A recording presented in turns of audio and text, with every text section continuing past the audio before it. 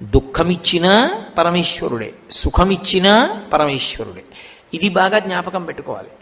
అయినప్పుడు మనకి ఋషులు దార్శనికులు వాళ్ళు ఏం చేశారంటే కాలమును విభాగం చేశారు.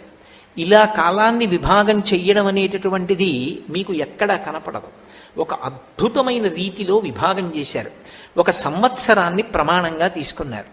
తీసుకుని ఉత్తరాయణము దక్షిణాయనము అని 2 6 నెలలుగా విభాగం చేశారు.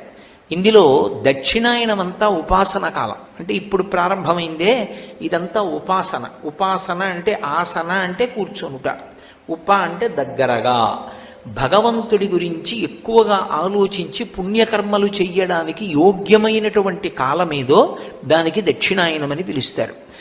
దక్షిణాయనము ఉత్తరాయణము. దక్షిణాయనమంతా దేవతలకి రాత్రి, ఉత్తరాయణమంతా దేవతలకి పగలు.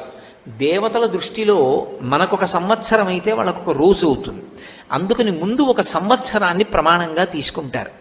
సంవత్సరం ఉత్తరాయణం దక్షిణాయనంగా విడిపోతుంది. మళ్ళీ ఈ దక్షిణాయనం ఉత్తరాయణం 12 నెలలుగా విడుతుంది. మళ్ళీ నెల ఒక ప్రమాణం.